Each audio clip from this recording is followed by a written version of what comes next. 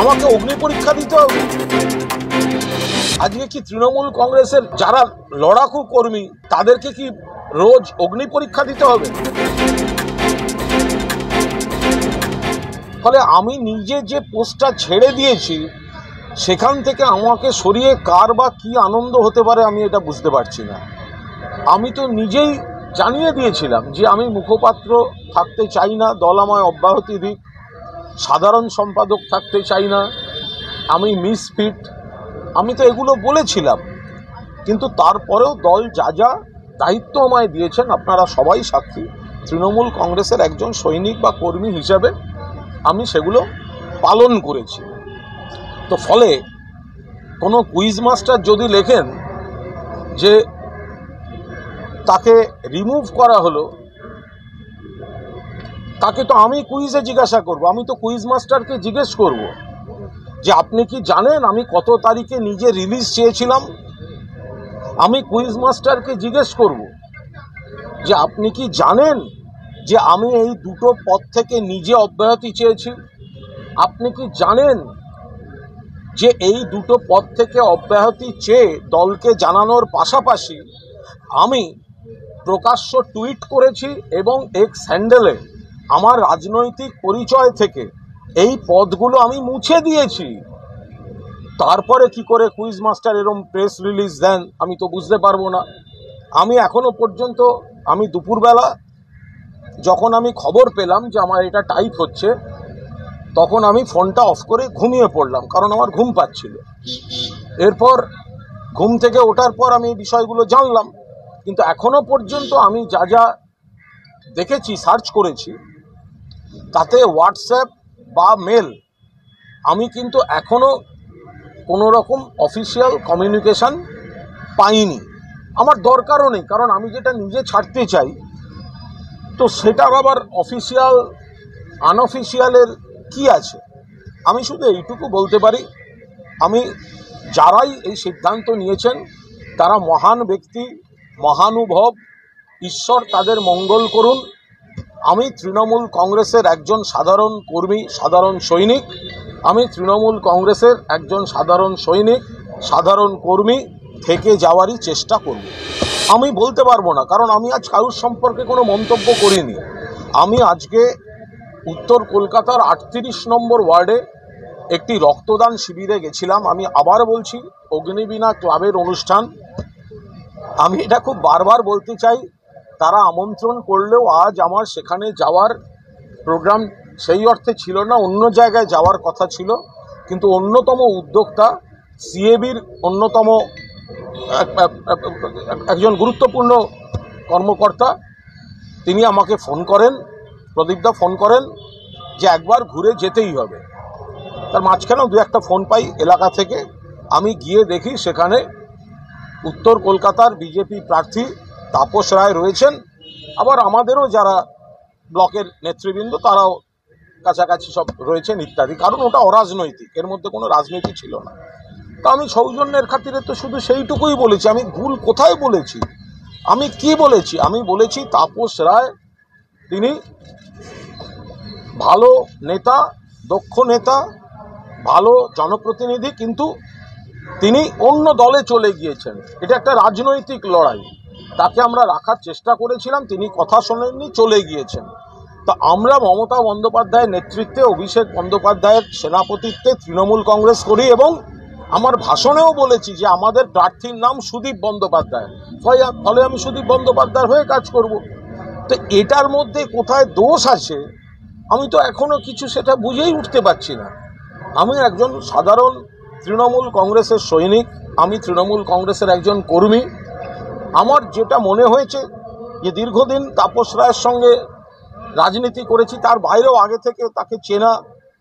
এখন তিনি ঘটনাচক্রে দুর্ভাগ্যবশত অন্য দলে চলে গিয়েছেন। তো আমি রক্তদান শিবিরে গিয়ে কি তার সঙ্গে মারামারি করব? কিন্তু সেখানে তো আমি আমার মুখ থেকে আমাদের দলের প্রার্থীর নাম উচ্চারণ করেছি। আমি তো বলেছি, আপনারা আমার ভিডিও দেখুন। প্লাস ওই এলাকায় দুটো জায়গায় ডিসপিউট চলছিল, একটু মারামারি হয়েছে, একটু যেরম হয়। আর ওটা তো কোনো রাজ্য স্তরের কোনো সভা ছিল না, ওটা একদম একটা পাড়ার অনুষ্ঠান, পাড়ার অনুষ্ঠান। সেখানে দুটি গোষ্ঠীর মধ্যে একটা মারামারি ছিল। আমি তাদের সেখানে সাবধান করে দিয়েছি যে ভোটের সময় যাতে কোনো গণ্ডগোলে না জড়ায়। তো এর মধ্যে আমি কোনো দোষ করেছি, আমি কি দোষ করেছি আমি তো কিছুই বুঝতে পারলাম না। দেব যখন আক্রমণ করে, যিনি তৃণমূলকে আক্রমণ করেন, মমতা বন্দ্যোপাধ্যায়কে আক্রমণ করেন, অভিষেক বন্দ্যোপাধ্যায়কে আক্রমণ করেন, মিঠুন চক্রবর্তী, দেব যখন তাকে বাবার মতো কিডনি দিতে পারি গার্জেন, তখন কুইজ মাস্টার জেগে ওঠেন না বা কুইজ মাস্টারের পেছনের পরিচালকরা জেগে ওঠেন না। তো আমি কোন ইয়েটা করেছি? সারা বাংলার তৃণমূল কংগ্রেস কর্মীরা সাক্ষী যে আমি সারা বাংলায় যেখানে দল দায়িত্ব দিচ্ছে, বিজেপি, সিপিএম, কংগ্রেস, আমার থেকে বোধহয় আক্রমণাত্মক এবং কটু কথা আর কে কে বলেন সে আপনারাই বলতে পারবেন। আমাকে অগ্নি পরীক্ষা দিতে হবে? আজকে কি তৃণমূল কংগ্রেসের যারা লড়াকু কর্মী তাদেরকে কি রোজ অগ্নি পরীক্ষা দিতে হবে? যে আজকে আমি অমুক জায়গায় অমুকের সঙ্গে দেখা হয়ে গেলে আমার রাজনৈতিক পরিচয় নিয়ে প্রশ্ন উঠে যাবে? এসব কি কথাবার্তা? এ হয় নাকি কখনো? আমি ব্রাত্য বসু সাক্ষী, ছুটে গিয়ে তাপস রায়কে বুঝিয়েছিলাম যে তাপসদা দল ছেড়ো না, দল ছেড়ো না, দল ছেড়ো না। সেটা মিথ্যা হয়ে যাবে। একদিন একটা রক্তদান শিবিরে দেখা হয়েছে বলে আমি তো বলছি, তাপসদা ভালো নেতা বলেই তো তাকে বোঝাতে গেছিলাম, কিন্তু একটা অন্য দলে চলে গিয়েছেন। এটা রাজনৈতিক লড়াই। আমাদের দলের প্রার্থী সুদীপ বন্দ্যোপাধ্যায়, আমি সেখানে দাঁড়িয়ে আমি তো সেটাও বলেছি আমাদের দলের প্রার্থীর নাম মমতা বন্দ্যোপাধ্যায়ের, প্রার্থীর নাম অভিষেকের, প্রার্থীর নাম সুদীপ বন্দ্যোপাধ্যায়। এর থেকে বেশি আমি কি করব? আমি ওখানে কি গোতাগুতি করবো না?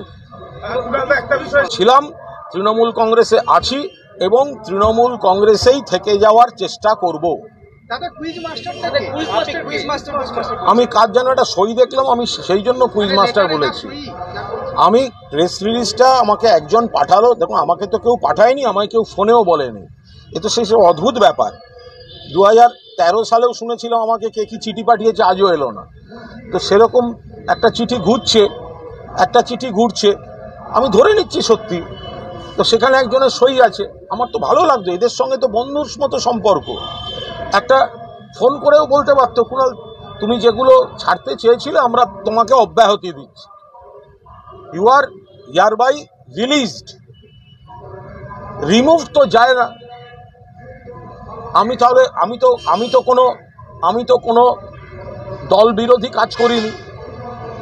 আমাকে যখন দল শোকজ করেছিল আজ বলছি আমি সঙ্গে সঙ্গে উত্তর দিয়েছি।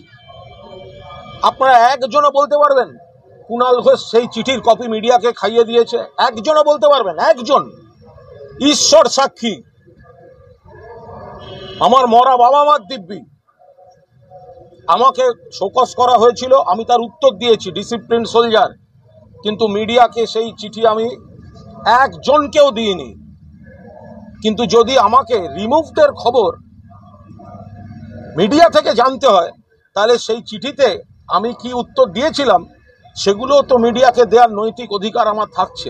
আমি এইটুকু শুধু বুঝতে পারছি যে আমাকে পার্টি এই ব্যবস্থা নেওয়ায় সবথেকে বেশি খুশি হয়েছে আমার বিরোধী পক্ষরা, অর্থাৎ যাদের আমি আক্রমণ করতাম। ফলে পার্টি এইটুকুও বুঝলো না যে কার মুখে লাগাম পড়াচ্ছে, তাতে পার্টির শত্রুরা আনন্দিত হচ্ছে।